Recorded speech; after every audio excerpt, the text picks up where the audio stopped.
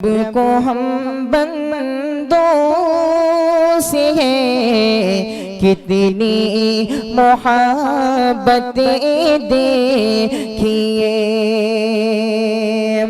اپنی غفلت دیکھیے، اس کی عنایت دیکھیے۔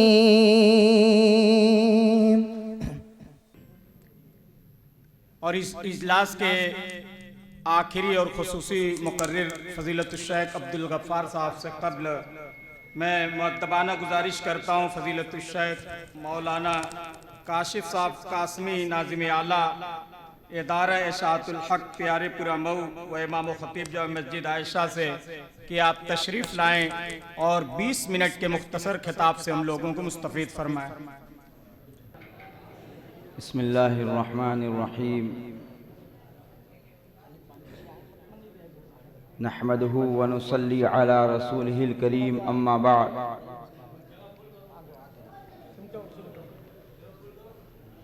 فاعوذ باللہ من الشیطان الرجیم، بسم اللہ الرحمن الرحیم۔ یا ایہا الذین آمنوا قوا انفسکم واہلکم نارا وقودها الناس والحجارة۔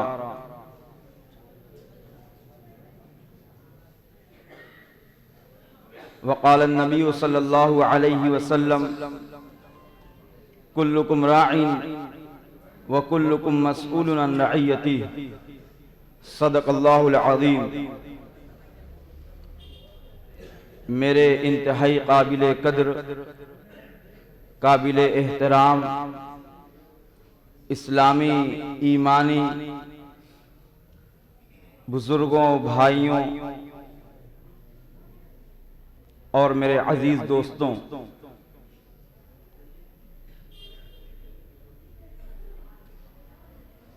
میں مختصر سی بات کروں گا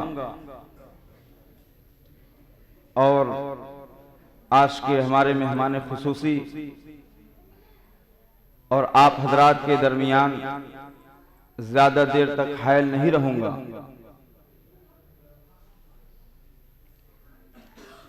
اللہ رب العالمین نے اس دنیا کے اندر بے شمار مخلوقات پیدا فرمائی ہیں، اور ان تمام مخلوقات کا اپنا الگ تعارف ہے، ان کی اپنی اپنی خوبیاں ہیں، اپنی اپنی صفات ہیں، ان کی اپنی پہچان ہے۔ میں آپ حضرات کے سامنے 3 مخلوقات کا تذکرہ کرتا ہوں اور ان کا تعارف پیش کرتا ہوں،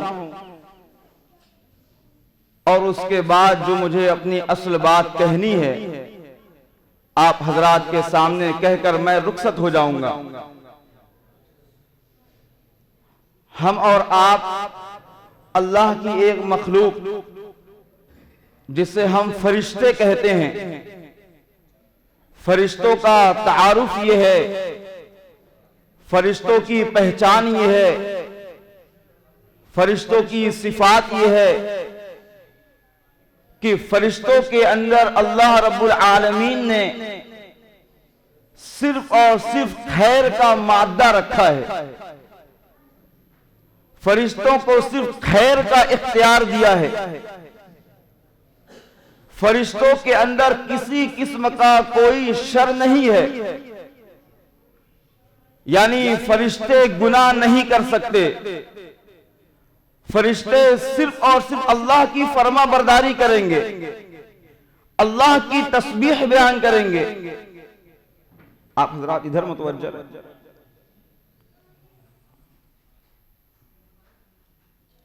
فرشتے گناہ نہیں کر سکتے، فرشتے جھوٹ نہیں بول سکتے، فرشتے دھوکہ نہیں دے سکتے، فرشتے بدنگاہی نہیں کر سکتے۔ اللہ رب العالمین نے فرشتوں کے اندر یہ اختیار نہیں رکھا ہے وہ کسی شر کے کام میں حصہ لیں، وہ اللہ کی نافرمانی کر سکیں، وہ کوئی گناہ کا کام کر سکیں. فرشتوں کو یہ اختیار نہیں ہے، وہ گناہ کا کام کر نہیں سکتے، وہ گناہ کا کام چاہ نہیں سکتے، ان کے اندر کسی قسم کا کوئی شر نہیں ہے، صرف وہ خیر ہی خیر کے راستے پر چلتے ہیں. میرے دوستو، یہ فرشتوں کا تعارف ہے. اس کے بعد ایک اور مخلوق ہے جسے ہم اور آپ شیطان کہتے ہیں. شیطان کا تعارف یہ ہے کہ شیطان کے اندر کسی قسم کا کوئی خیر نہیں ہے، شیطان کے اندر شر ہی شر ہے. شیطان کوئی خیر کا کام، کوئی بھلائی کا کام، کوئی اچھائی کا کام، اللہ کی فرما برداری، اللہ کی مرضی والے کام شیطان نہیں کر سکتا ہے. شیطان کے اندر یہ کیپیسٹی نہیں ہے، شیطان کے اندر یہ اختیار نہیں ہے. وہ جب بھی کرے گا اللہ کی نافرمانی کرے گا، وہ جب بھی کرے گا وہ انسانوں کو بہکانے کا کام کرے گا، وہ انسانوں کو، وہ اللہ کے بندوں کو اللہ کی بندگی سے ہٹانے کا کام کرے گا. شیطان کا تعارف یہ ہے کہ وہ شر ہی شر ہے، اور فرشتوں کا تعارف یہ ہے کہ وہ خیر ہی خیر ہیں. ان کے اندر شر کا کوئی مادہ نہیں، شر کا ان کے پاس اختیار نہیں، گناہ کا ان کے پاس اختیار نہیں. جیسے ایک اندھا آدمی ہے، اس کو اس کے پاس دیکھنے کی صلاحیت ہی نہیں ہے. اگر وہ یہ کہے میں بدنگاہی نہیں کرتا، میں گناہ کی کاموں کو نہیں دیکھتا، تو اس کا کوئی کمال نہیں ہے، اس کے پاس دیکھنے کی طاقت ہی نہیں ہے. اسی طریقے سے فرشتوں کے پاس گناہ کرنے کا اختیار ہی نہیں ہے. ان کی صفت ہی ہے یہ کہ وہ خیر کے کام کریں گے. میرے دوستوں، اللہ کی ایک اور مخلوق ہے جسے ہم اور آپ انسان کہتے ہیں. یعنی ہم اور آپ، ہمارا تعارف یہ ہے، ہماری پہچان یہ ہے، ہماری خوبیاں یہ ہے، ہماری صفات یہ ہے، ہماری کوالٹی یہ ہے، ہمارے اندر کی کیپیسٹی یہ ہے، ہمارے پاس طاقت اور اختیار یہ ہے کہ اللہ رب العالمین نے انسانوں کو خیر اور شر کا مجموعہ بنایا ہے. اللہ رب العالمین نے انسانوں کے اندر خیر کا مادہ بھی رکھا ہے اور شر کا مادہ بھی رکھا ہے. اللہ رب العالمین نے انسانوں کے پاس خیر کے اختیارات بھی دیے ہیں اور گناہوں کے اختیارات بھی دیے ہیں. انسان چاہے تو نیکیوں کے کام میں بڑھ چڑھ کر حصہ لے، انسان چاہے تو اپنے آپ کو گناہوں کا پتلا بنا دے. اللہ رب العالمین نے انسانوں کو یہ اختیار دیا ہے کہ انسان اللہ کی عبادت کر کے، انسان اللہ کی فرما برداری کر کے، انسان خیر کے کاموں میں حصہ لے کے، انسان بھلائی کے کام کر کے، وہ چاہے تو فرشتوں سے اوپر جا سکتا ہے، اس کا مقام فرشتوں سے اونچا ہو سکتا ہے. اور انسان کے پاس یہ اختیار ہے، یہ طاقت ہے اور اس کے پاس یہ موقع اللہ تعالیٰ نے دیا ہے. وہ چاہے تو اپنے آپ کو گناہوں میں ملوث کر دے، وہ اللہ کی نافرمانی کرے، وہ گناہ کے کام کرے، وہ اپنے آپ کو شر میں لگائے اور اس قدر اپنے آپ کو شر کے اندر اور اللہ کی نافرمانی کے اندر اپنے آپ کو مبتلا کر دے کہ وہ شیطان سے بدتر ہو جائے. آپ ذرا اس مثال سے سمجھیے، اللہ رب العالمین نے ہمیں زبان دی ہے. آپ ذرا دیکھیے زبان کے اندر یہ طاقت ہے کہ ہم زبان کے ذریعے، اپنے اس زبان کے ذریعے لوگوں کے دلوں میں اپنے لیے دوستی کا پیغام بھیجیں، ہم لوگوں کے دلوں کو اس زبان سے خوش کر دیں. اور اسی زبان کے اندر یہ طاقت ہے کہ ہم برے الفاظ بول کر ہم لوگوں کے دلوں کو چھلنی کر دیں. اس زبان کے اندر یہ طاقت اللہ رب العالمین نے دیا ہے، یہ اختیار ہے. ہم چاہیں تو بھلائی کی باتیں کریں، ہم چاہیں تو شر کی باتیں کریں. یہ ذرا دیکھیے یہاں پر بھلائی کی باتیں ہو رہی ہیں. میں چاہتا تو کسی ہوٹل میں بیٹھ کر، کسی دکان میں بیٹھ کر میں کسی کی غیبت کر رہا ہوتا، میں دنیا کا چرچا کر رہا ہوتا، آپ دنیا کی باتیں سن رہے ہوتے. لیکن ذرا دیکھیے اسی زبان کے اندر یہ طاقت ہے کہ ہم اس سے جھوٹ بولیں. اسی زبان کے اندر یہ اختیار ہے ہم اس سے سچائی اور امانت داری کی باتیں کریں. گالی دینے کے لیے ہم دوسری زبان نہیں نکالتے، یہی زبان ہے کہ ہم اس سے بھلائی کے کام کی اشاعت کریں اور اسی زبان کے ذریعے ہم برائیوں کو عام کریں. آپ ذرا دیکھیے ہماری یہ آنکھیں ہیں، ہم چاہیں تو ان آنکھوں کے ذریعے اللہ کی قدرت کو دیکھیں، آسمان کا نظارہ کریں، زمین کا نظارہ کریں، ہم پہاڑوں کو دیکھیں، ہم درختوں کو دیکھیں، ہم سمندروں کو دیکھیں، ہم حیوانات اور نباتات اللہ کی قدرت کو دیکھ کر اللہ کی کبریائی کو پہچانیں، اللہ کی عظمت اور بڑائی کو پہچانیں۔ ہم اللہ کی ان قدرت سے اللہ کو پہچان سکتے ہیں، اور انہی آنکھوں کو ہم چاہیں فلم دیکھ کر، گناہ کے کاموں کو دیکھ کر، موبائل میں لگا کر کے ان آنکھوں کو ہم گناہ کا عادی بنا سکتے ہیں، گناہوں سے ان آنکھوں کو ناپاک کر سکتے ہیں۔ ان آنکھوں سے ہم چاہیں تو قرآن دیکھ کر قرآن کی تلاوت کریں، یا ان آنکھوں سے ہم موبائل میں دن رات اپنی جوانی برباد کر دیں۔ یہ ہمارے اختیار میں ہے، یہ ہمارے پاس دل ہے، ہم چاہیں تو اس دل کے اندر لوگوں کے لیے بھلائی کا جذبہ رکھیں، خیرخواہی کا جذبہ رکھیں، لوگوں کے لیے ہم محبت رکھیں، الفت رکھیں، اور اسی دل کو چاہیں ہم لوگوں کے حسد اور جلن اور کینے اور لوگوں کی دشمنیوں اور عداوتوں اور لوگوں کے تئیں ہم بدخواہی کا جذبہ رکھیں، اور اس سے اس دل کو ناپاک کر دیں۔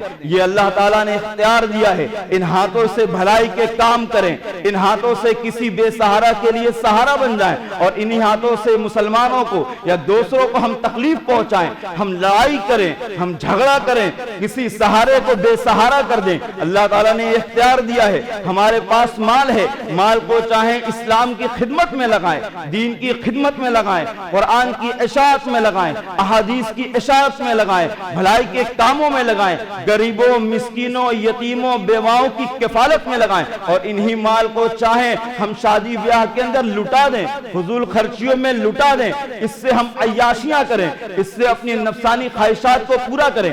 ہمارے پاس یہ اختیار ہے۔ میرے دوستوں، اللہ تعالیٰ نے انسانوں کو ایسا بنایا ہے، اللہ تعالیٰ نے انسانوں کے پاس یہ طاقت رکھی ہے، شر کی بھی طاقت ہے اور خیر کی بھی طاقت ہے۔ کیوں ایسا تھا؟ اللہ تعالیٰ نے ایسا کیا، جیسا کہ مولانا نے فرمایا کہ دجال کا آنا ابتلا کے لیے ہے، دجال کا آنا آزمائش کے لیے ہے۔ بالکل اسی طریقے سے اللہ تعالیٰ نے ہمارے اندر جو یہ اختیار دیا، اسی لیے یہ اختیار رکھا کہ اللہ ہمیں آزما سکے، لیبلوکم ایکم احسن عملا، کہ ہم میں سے کون بھلائی کے کام کرتا ہے، ہم میں سے کون اچھا کام کر سکتا ہے، اور ہم میں سے کون برا کام کرتا ہے۔ اللہ رب العالمین نے اس لیے ہمارے اندر یہ اختیار دیے ہیں۔ یہ انسانوں کا میں نے تعارف کرایا، انسانوں کی میں نے صفات بتائی، لیکن یہاں پر رک کر کے میں ایک سوال آپ سے پوچھتا ہوں، میں سوال قائم کرتا ہوں، میرے دوستوں، میرے بزرگوں، میرے نوجوان بھائیوں، اللہ رب العالمین نے ہمارے اندر حق کے قبولیت کی صلاحیت رکھی تھی۔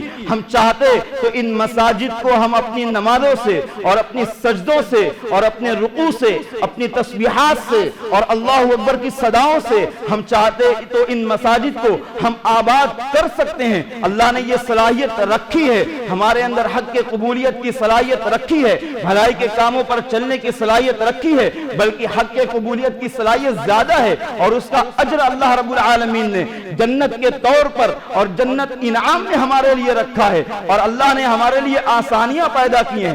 حق کے چلنے پر آسانی بھی ہے کہ انسان نیک کام کا ارادہ کرتا ہے، اللہ ان نیک کاموں کو لکھ دیتا ہے، لیکن جہاں تک برائیوں اور گناہوں کا معاملہ ہے، جب تک انسان کر نہیں لیتا اللہ گناہ نہیں لکھتا ہے، لیکن خیر کے کام کا آپ ارادہ کر لیجئے، اللہ اسے لکھ دیتا ہے۔ لیکن ایک سوال پیدا ہوتا ہے، جب اللہ نے ہمارے اندر یہ کوالٹی رکھی تھی، جب اللہ تعالیٰ نے ہمارے اندر یہ صفات رکھی ہے، لیکن اس کے باوجود بھی آج ہماری زبانوں پر یہ چرچا کیوں ہے؟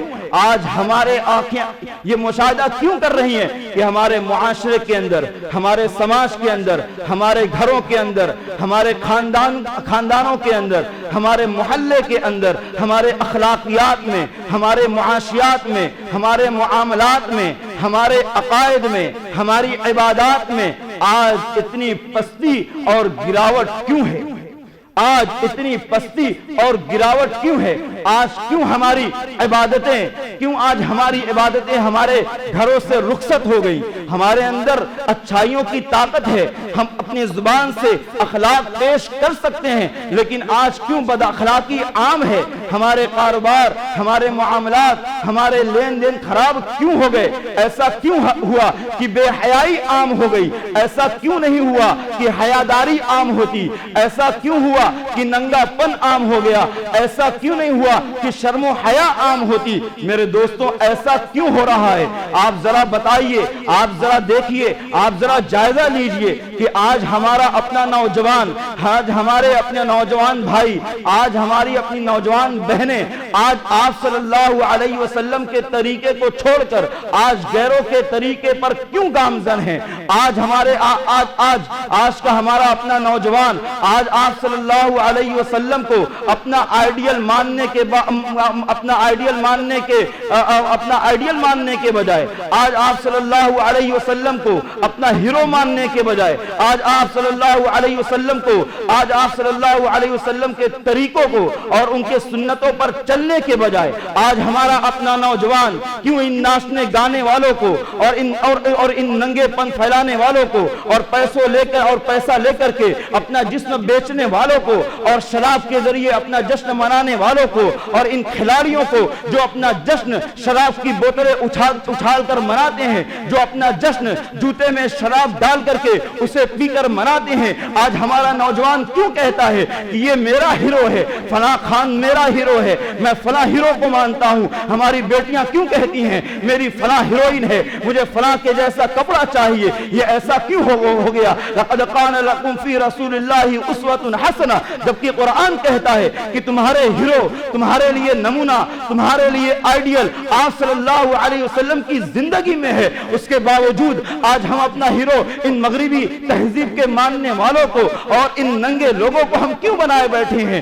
آج ایسا کیوں ہو رہا ہے کہ آپ صلی اللہ علیہ وسلم کی سنتوں کو پامال ہم کر رہے ہیں؟ جو نبی ہمارے لیے طائف کے میدان میں، طائف کی زمین کو اپنے خون سے رنگین کر رہا تھا، اپنے اوپر ہمارے لیے وہ پتھر کھا رہا تھا، اپنے اوپر اونٹ کی اوجھڑیاں ہمارے لیے برداشت کر رہا تھا، راتوں رات ہمارے لیے وہ آنسو بہا رہا تھا، وہ مکہ کی گلیوں میں وہ رات اور دن پھر رہا تھا ہمارے لیے کہ ہمارا میرے امت کا ایک ایک مسلمان، ایک ایک نوجوان، ایک ایک بچہ اور ایک ایک عورت اور ایک ایک مرد اور ایک ایک بوڑھا جہنم سے بچ کر جنت کے راستے پر آ جائے۔ کیوں حضرت بلال رضی اللہ تعالیٰ عنہ اپنے سینے پہ چٹان برداشت کر رہے تھے؟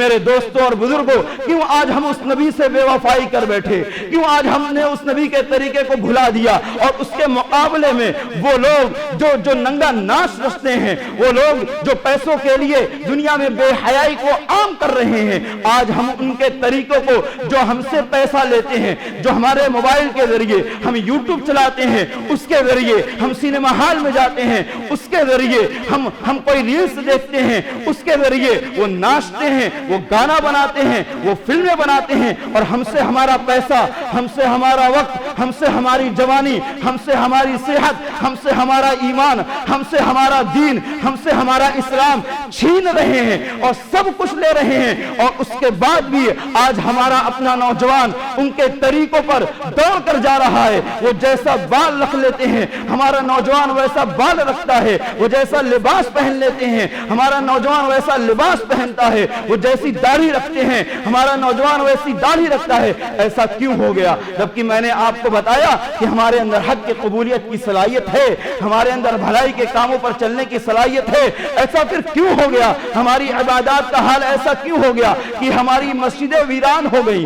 آج ہماری مسجدوں میں شاید 1%، 2%، 3% نمازی باقی رہ گئے، اس کے علاوہ باقی سب باہر ہیں۔ حالانکہ اللہ رب العالمین، حالانکہ اللہ کا منادی 5 وقت یہ صدائیں لگاتا ہے، اللہ اکبر، اللہ اکبر، اللہ اکبر، اللہ اکبر۔ وہ اللہ اکبر کہتا ہے، ہم اپنی دکانوں میں، ہم اپنے مکانوں میں، ہم اپنے بچوں کے ساتھ، ہم اپنی بیویوں کے ساتھ اللہ اللہ اکبر کہلواتا ہے کہ نہیں، اب اللہ سب سے بڑا ہے۔ تمہاری دکان سے، تمہارے مکان سے، تمہارے کاروبار سے، تمہارے کھیت سے، تمہارے دوست سے، تمہاری بیویوں سے، تمہارے بچے سے، الصلاۃ خیر من النوم، تمہاری نیند سے سب سے بڑا اللہ ہے۔ اب آؤ اللہ کی طرف۔ اللہ کہلواتا ہے حی علی الصلاۃ، حیا علی الفلاح، اللہ کہلوا رہا ہے اور کامیابی کی طرف، یہ ہے کامیابی دنیا کی اور آخرت کی، حیا علی الصلاح، آ جاؤ نماز کی طرف۔ اللہ کا منادی 5 وقت یہ کہتا ہے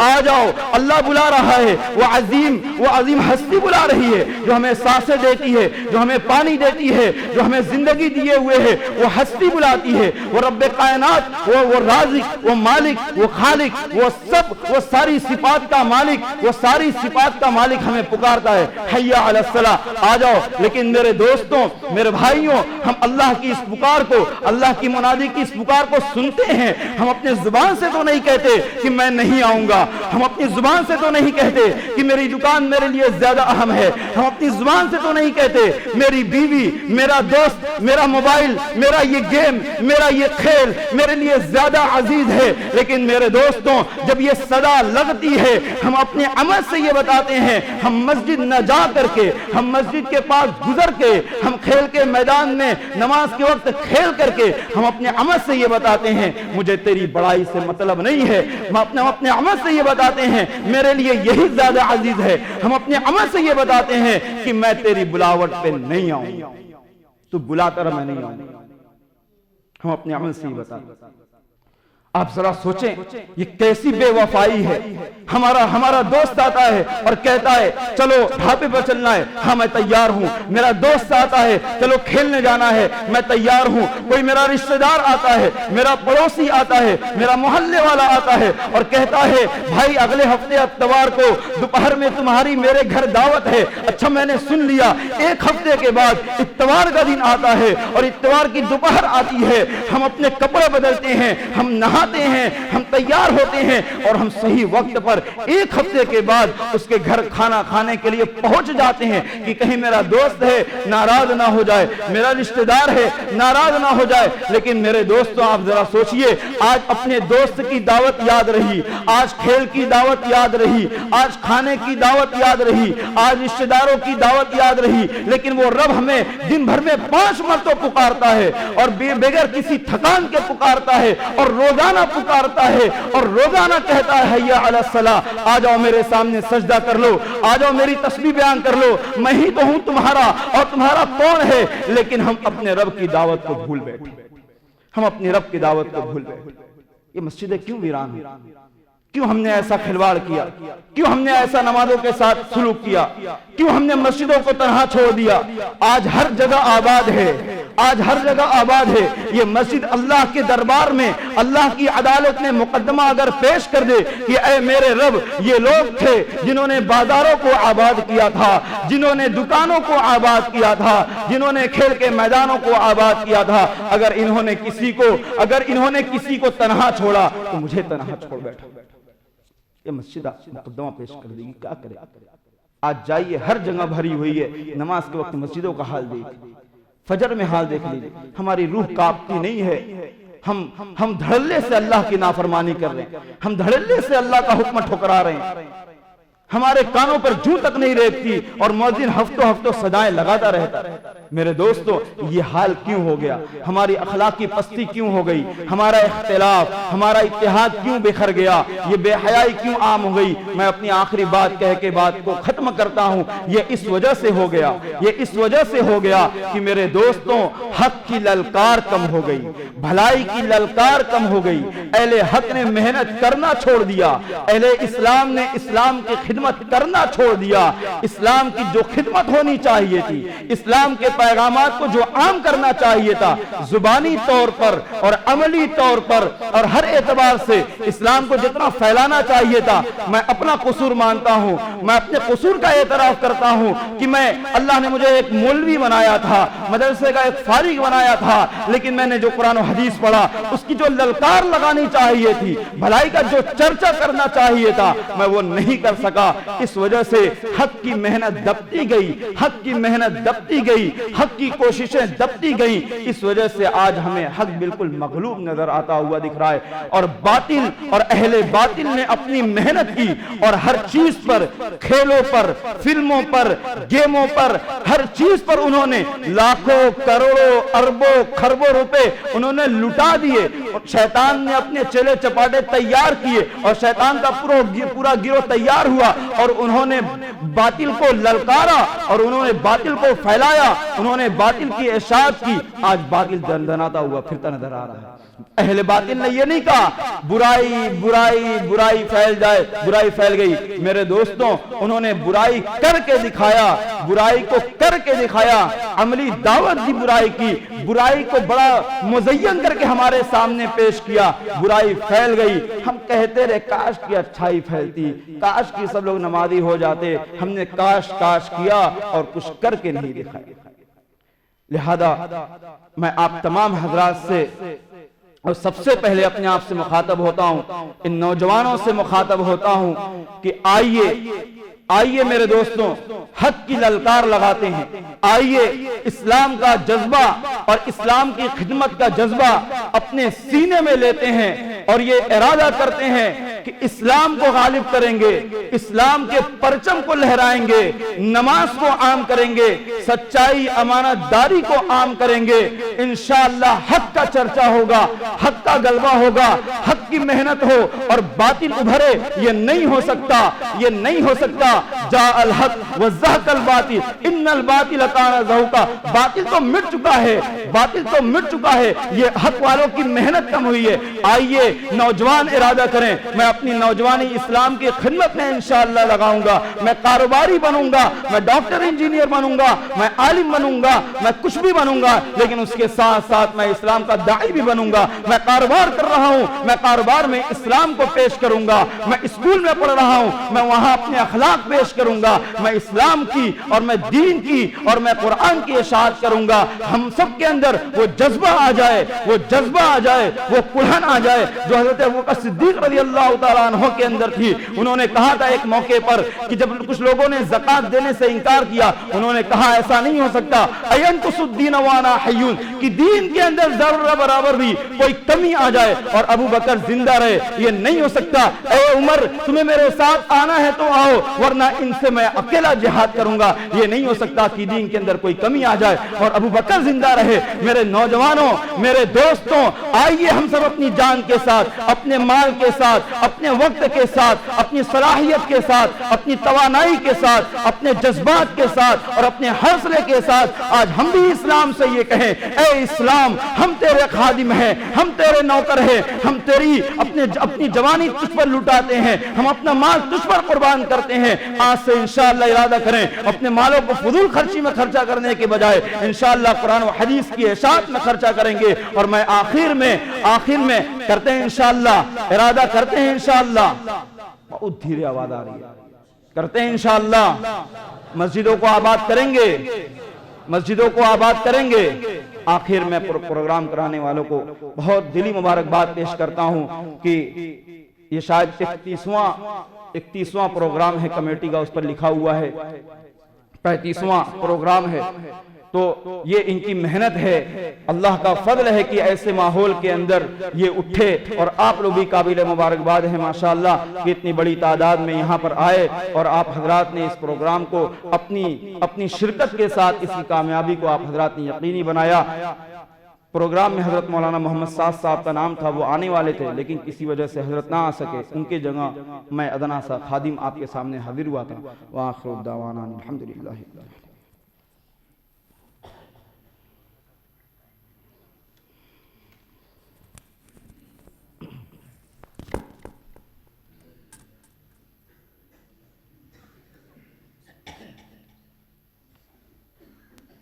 جزاکم اللہ حسن الجزا۔ فضیلت الشیخ مولانا کاشف صاحب کے اس جامع اور ناصحانہ خطاب کے بعد